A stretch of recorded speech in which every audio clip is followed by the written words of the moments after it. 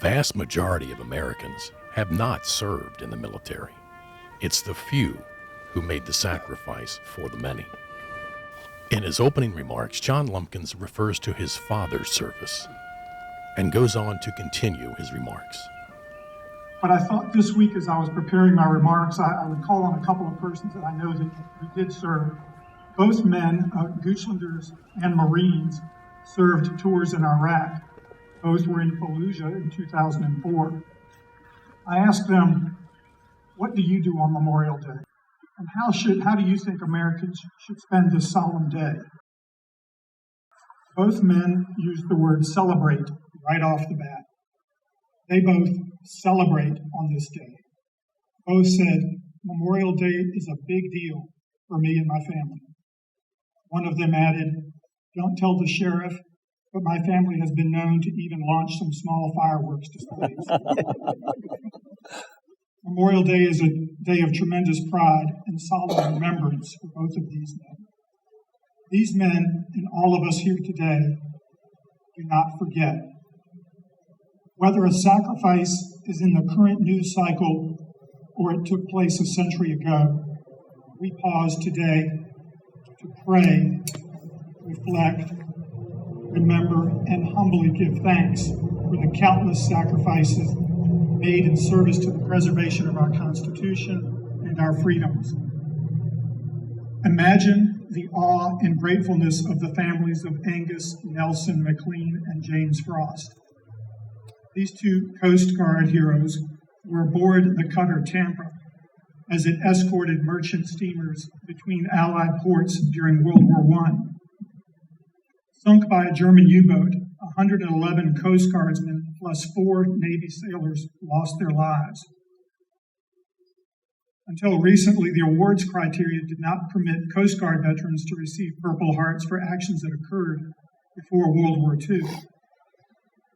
This has been corrected, and just a couple of months ago, on March 15th in Tampa, Florida, the families of Fireman McLean and First Lieutenant Frost received the medals earned long ago by their heroic ancestors.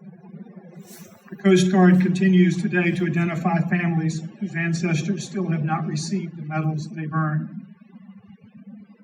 This is an example of our country honoring our fallen heroes, regardless of how many decades have passed.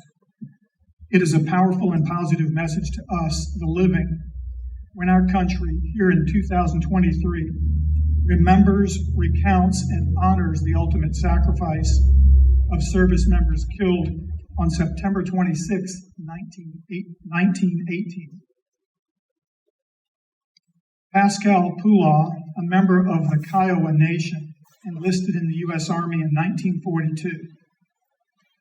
He was awarded the Purple Heart and Silver Star while serving with the 4th Infantry Division in Belgium. But his story didn't end there. He was awarded 2 more Silver Stars and a Battlefield Commission for his actions in Korea. In 1962, Poulain retired after an incredible 20-year Army career. A few years later, when his sons went off to Vietnam, Poulain felt compelled to enlist just a few years after his military retirement. On November 7th, 1967, Poulain led a squad that was ambushed during Operation Shenandoah II in Loc Ninh, Vietnam. This was in the first Battle of Loc Ninh. Hit by fire, Poulain attempted to pull one of his wounded soldiers to safety before succumbing to his own wounds. Pascal Poulain, a highly decorated veteran of 3 wars, was posthumously awarded his 4th Silver Star and 3rd Purple Heart.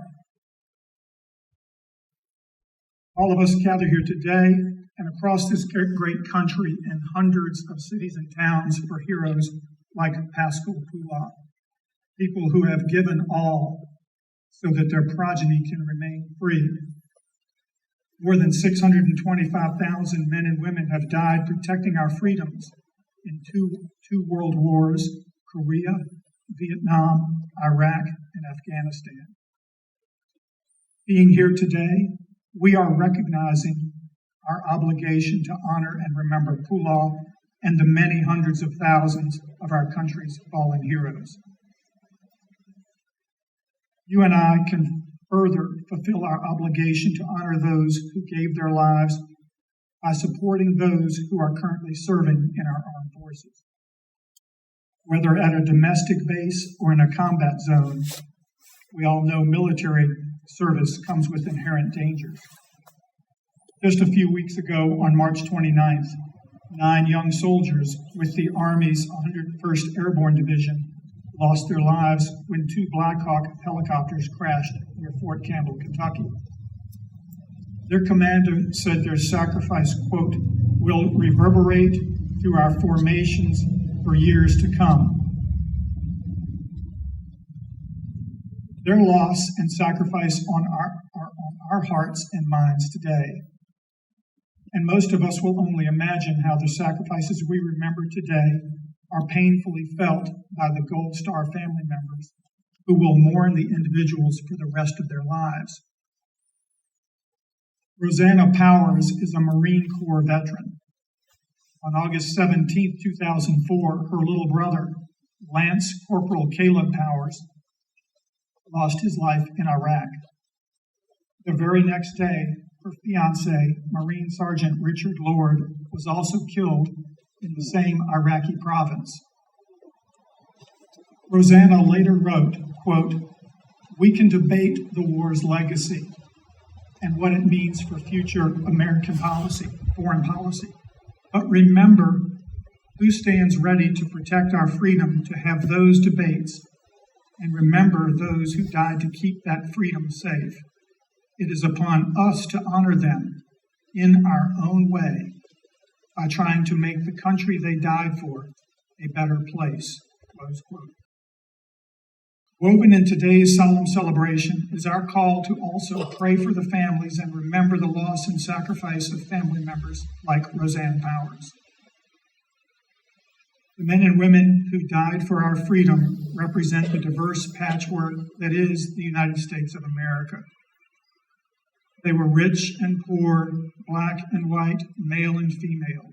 They were from cities, farms, suburbs. They are from every ethnicity, background, and political spectrum.